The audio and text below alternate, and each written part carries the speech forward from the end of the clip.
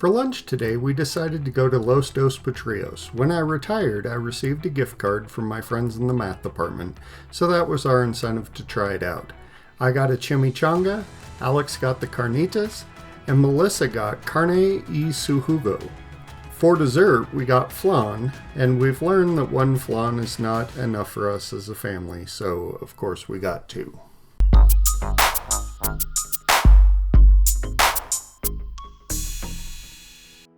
For Monday's dinner, we had 3 courses. First, we had a broccoli salad. Next, we had some cooked pears. And then finally, we had a roasted chicken breast and its own gravy.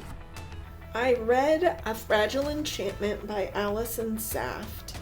It was a interesting kind of enemies to lovers kind of fantasy vibe, but it was definitely a little bit different in that our main character is a seamstress and she sews magic into garments that can make people, when they look at you, feel different ways or see different things. As she uses that magic, it gradually kills her. So it's she's an interesting character as she kind of tries to figure out what is worth doing with her magic and what isn't. She's supposed to make wedding clothes for a prince of a neighboring country, and as she's there working on it, he gives her a hard time and treats her questionably. And as they get to know each other more and she doesn't treat him like he's anything extra special because of his royalty, they bond. So it was an interesting story, and it wasn't my favorite, but I did enjoy it. So here's a fun little story. The other day, one of the lights in my bathroom started doing this little flickering thing. Really annoying, when you're trying to shower and all of a sudden it gets bright, it gets dark. So what's interesting to me is it's not a dead bulb. So anyway, I decide to go ahead and replace the bulb, and sure enough, the new bulb starts doing exactly the same thing. So of course, somebody with a scientific mind determines that it must be the actual light fixture. The problem must be with the light fixture and not with the bulb. So I go to Home Depot and buy a whole new light fixture, and it's not the third bulb from the end, it's now the second bulb from the end. It's doing the exact same thing. So of course, my scientific mind, let's replace this bulb. And it turns out I've actually got 2 defective bulbs.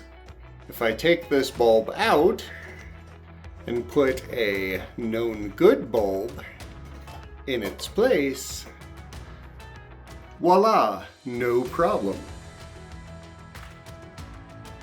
And of course, the problem travels with the bulb. So it is not the light fixture, it is that I had 2 defective bulbs doing the exact same thing. So, guess I'm buying new bulbs today. On Tuesday, Alex decided to bake some fresh bread. Well, no argument from us. Then I picked up the Starlight Heir by Amilie Howard. Now, I've read several books by Amilie Howard that were YA and really enjoyed them.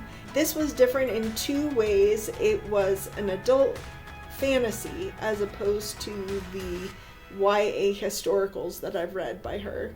Her writing is still great and easy to follow, but I felt like this one, it had good characters, but I felt like the world building was a little bit lacking.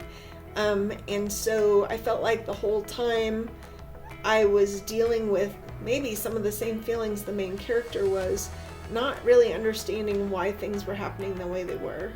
I flew through the book. It was very fast read, but I didn't feel like I came away really understanding as clearly what happened as I would have liked to. At the same time, because it was adult, it had a few pretty spicy scenes, so that was one of those things that's out there now. I enjoyed it, but again, it wasn't exactly what I was hoping for. I do love her writing, so I might read another one of hers, even in this series, depending on when that comes out and if it seems interesting. But Starlight Heir, maybe. So today I'm going to spend a little time fighting weeds in my backyard. Obviously, I haven't done that much this summer. Now I do want to say that there are a few reasons why I let the weeds grow this big before I deal with them. First of all, I found that they're just much easier to find, much easier to grasp, much easier to deal with. But sometimes when I let the weeds grow, I realize that, that's actually a forget-me-not that I planted. And sometimes it's just difficult for me to figure out that, okay, this is a raspberry, and, well, that's a tumbleweed. They look very similar to each other. So things are looking quite a bit better, but as you can see, I still have a long way to go.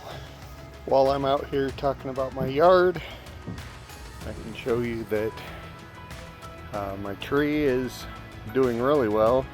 And I can also say that this is the first year that my planter of petunias has done fairly well.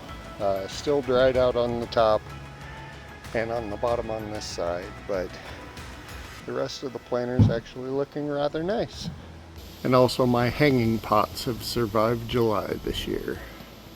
Those of you who've been around for a while know that August 1st is Colorado Day.